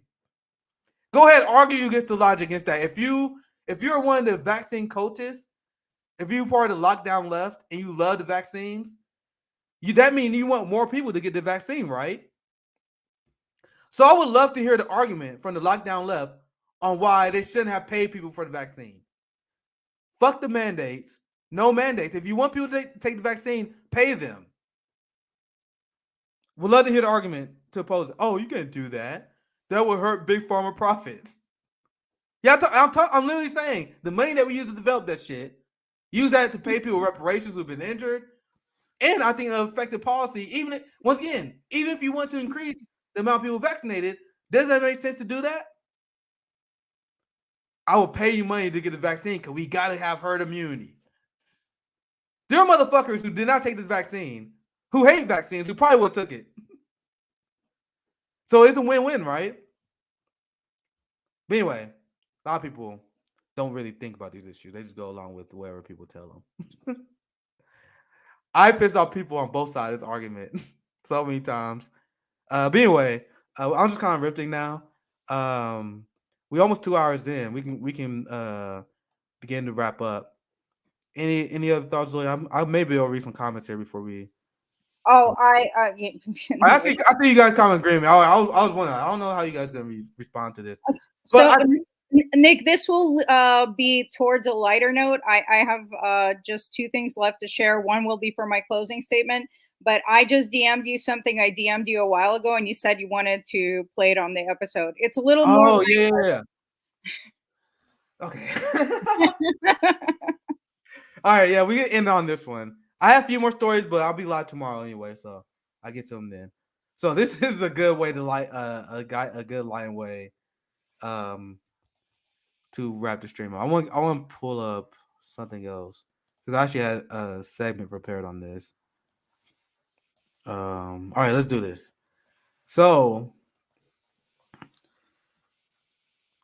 there's this friction that is that going on between Saudi Arabia and the U.S.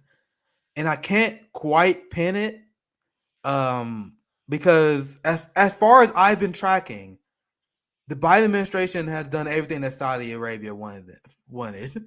They gave them more weapons as they continue to commit a genocide in Yemen. They refused to crack down on Mohammed bin Salman, who had been killing and executing journalists. The Biden administration, unlike the Trump administration, did an investigation into Jamal Khashoggi.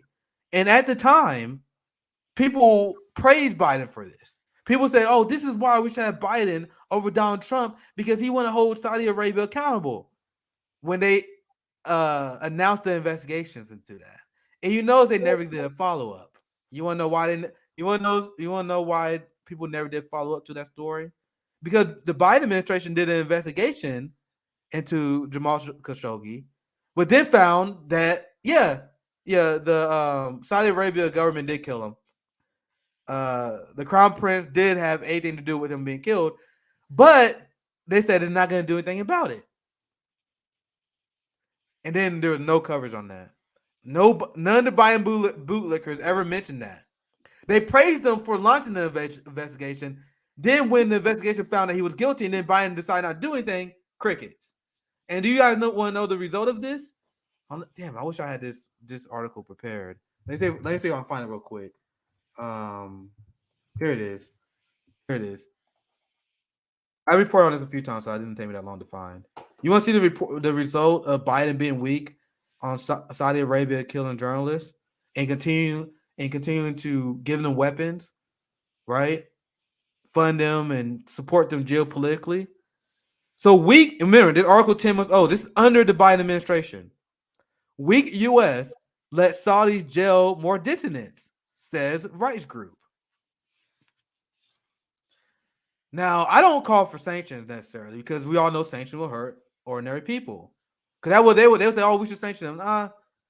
I think we shouldn't provide them weapons. We shouldn't support them geopolitically. There are a lot of different ways you can punish people other than sanctions. Because even if they did sanction Saudi Arabia, I think that would just hurt the people more. It's not going to hurt this guy. So that's why I disagree with this here. I think instead of sanctioning them, because I'm being consistent here, don't give them fucking weapons. Don't support them monetarily. Don't support them geopolitically. But anyway, so you guys want to know the result of Biden being weak on them? He started going after more journalists because he realized there was no accountability, right? And pretty much this article goes over the amount of journalistic crackdown that they had. So I don't want to get into that too much, but I'm confused, and maybe someone can explain this more to me. Like why Saudi is upset with Biden. I've been following Biden foreign policy. I don't necessarily get it. I guess they're friction over them on Russia or something. I missed that part. But anyway, this was on Saudi TV though, which I find extremely interesting, very funny as well. Way funnier than anything you would find on SNL, because it shows that the entire world sees what the Biden administration is, despite the liberals trying to pretend otherwise. So let's get into this video. Let's have some laughs, and then we can break it down.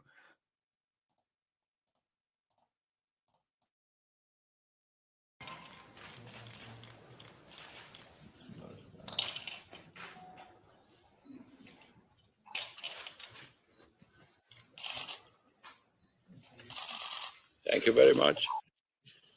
Today, we're going to talk about the crisis in Spain. Yeah, we're going to talk about the crisis in Africa. Yeah, Russia. And I want to talk about the president of Russia, Putin. Putin, listen to me. I have a very important message to you. The message is,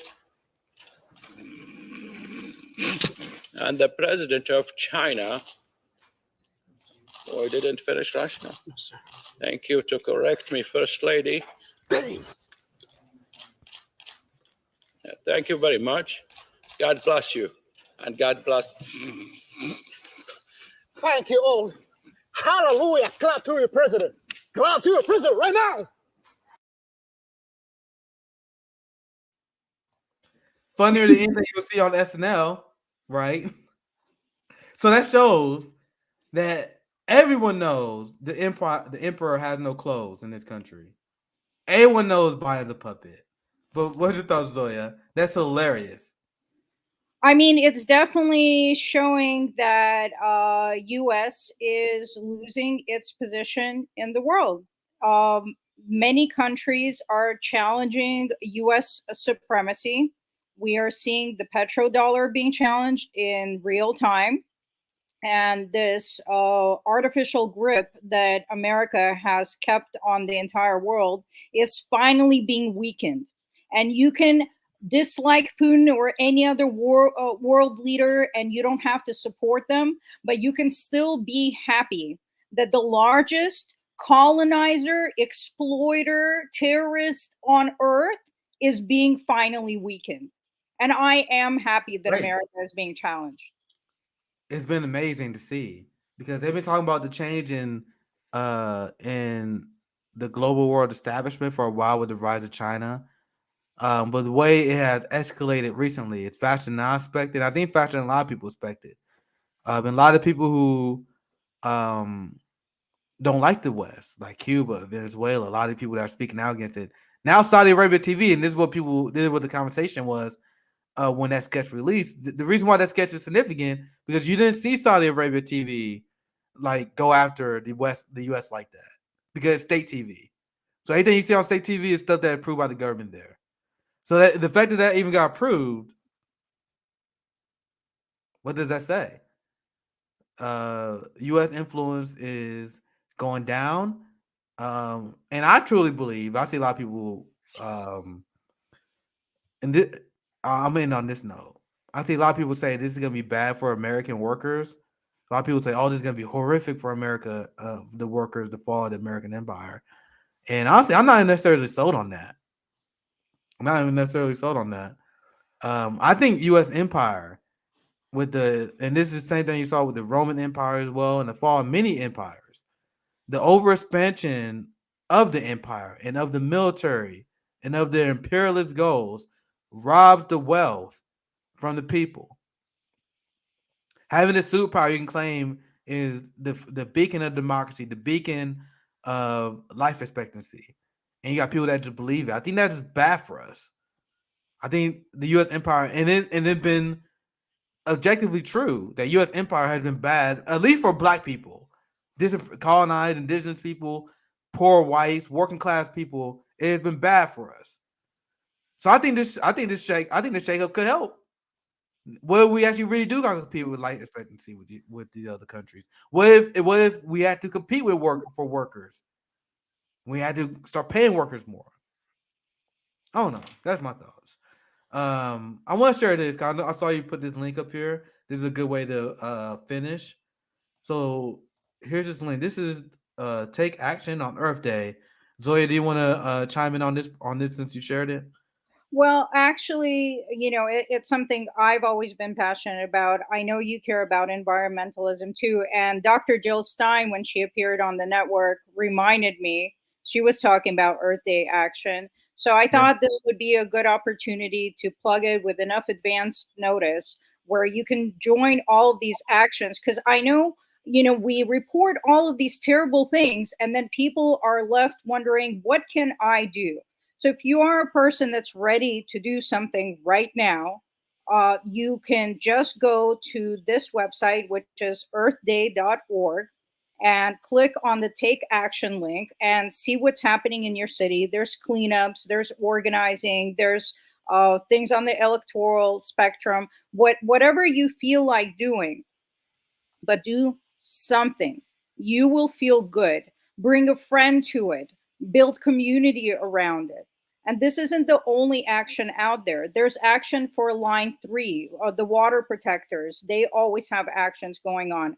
Just recently, we had Scott Desnoyer go to Washington, D.C., and protest for Medicare for all. They lit up all the, not all, they lit up a building in Washington, D.C. with pro Medicare for all universal health care messaging. There are always actions happening. It's just not in your lens because Bosch or the Young Turks or whoever attacks real organizers are never reporting on the organizing happening on the ground.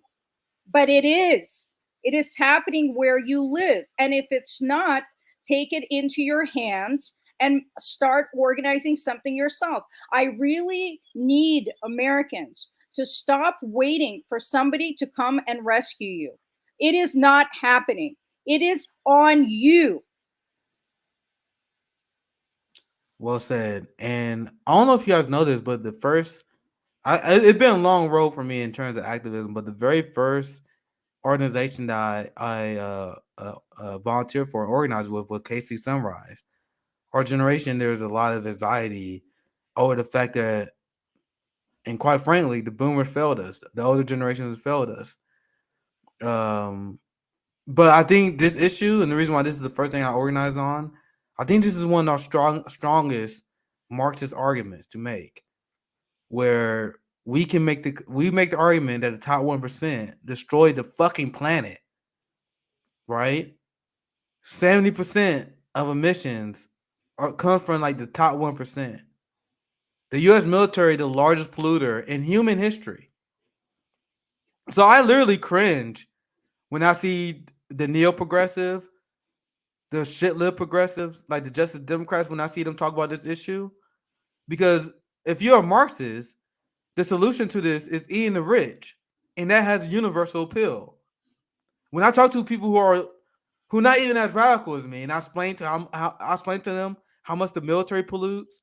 When I talk about, I blank on the number, but it's like the top. It's only like when I say the top 1% is responsible for like 70% emissions.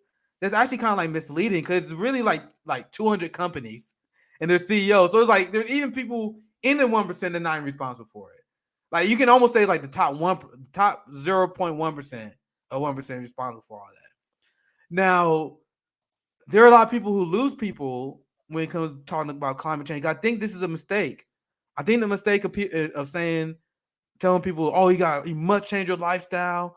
You must become vegan. You must do this. I honestly think that's a bad strategy because it's factually true that the top 1% is responsible for this. And you can rally people behind and get people to support Marxist and leftist ideas in order to preserve the planet. So that's what I ended with. Zoya, any last thoughts? And then we do some plugs. Anything you want to end with? Any last thoughts? Yeah. So I don't know who caught it or who did it. And I know this network supports Chris Smalls, who's been organizing the victories of workers over Amazon. They fired him. They try to smear him. They try to get rid of him. And this network showed up and supported him when a lot of people wouldn't. AOC snubbed him. But Chris Small did a live stream recently calling for revolution and declaring all power to the people. And something I added to that tweet was, we have to say not one more starving child, police shooting, predatory loan, forced eviction, oil spill, exploited worker, drone strike, or preventable death. Not one more is acceptable. All our liberation is connected. We have to be fighting for each other. We have to be supporting each other's issues. We have to stop competing over, like Nick brilliantly calls it, the oppression Olympics. And we have to all stand by each other like family, because the establishment is united completely against us. And if we do not rise up, I just feel like this is a crucial moment in history right now as US hegemony is being weakened and US propaganda is being exposed. And we are having victories. In New Mexico, they just passed a law for tuition-free college. So leftist policy does move things forward, but slowly. If we're in the streets in a sustained way, in a strategic way, in an organized way, they will have to cave to us. But that is exactly what it's going to take. I mean, honestly, every generation has seen overwhelming evidence of the government and corporate-owned mainstream media lying to our faces, yet they still watch and regurgitate their talking points. I see the youth in this country falling for strategies known to fail, joining organizations that have been proven to support the establishment, and yet they dismiss experienced organizers as radicals because their favorite YouTube propagandist tells them that we're all reactionaries or that our organizing experience just doesn't matter, that we want change too quickly, yet we're moving backwards in this country. They attack our character when all we are doing is sharing hard-learned truths. So, if you're fed up, if you want change, you're going to have to rise up. I don't want to coddle you. I love you. I love the people in this movement. I even love the people that are against us because I feel like they are victims of the system and they just simply don't have the information. But it is time for us to get into the streets if we ever are going to get the fundamental change that we need. And as food shortages are coming our way and gas prices keep rising and homelessness is going to skyrocket, we are going to get galvanized and people are going to want to have this momentum to stand up against the system. And I think that we all need to be ready and we all need to put aside our differences, no matter how big or how small, in order to take on the beast that is this United States of America. I couldn't possibly think of a better way to end this stream. Zoya always get me fired up. Zoya always get me ready to march in the street. So it's always good to have Zoya on the show. I'm gonna try to pull her on these shows on Wednesday evening, Wednesday late night stream on RBN. You can catch me on the evenings. Make sure you gotta check out the stream I did with Josiah, the Outsider View yesterday, and I was with CJ this past Monday as well. I'm planning another foreign policy panel tomorrow. We see. I'm trying to put something together. We see what happens tomorrow. Well, tomorrow evening, maybe might be a solo rant session. We see. I don't have a guest lineup. We see what happens tomorrow. But if you guys enjoy these streams, I still got a lot of cover, but we'll be back tomorrow. So we cover it then. Make sure you guys subscribe to our mailing list. I got a link to that in the description as well. Support the channel on Patreon. If you're watching on Twitch, on YouTube, please subscribe, like, and share with a friend. We're trying to hit 30K. But yeah, then my lovely friend Zoya. Thanks for joining us once again. This is Nick, SocialistMMA for RBN.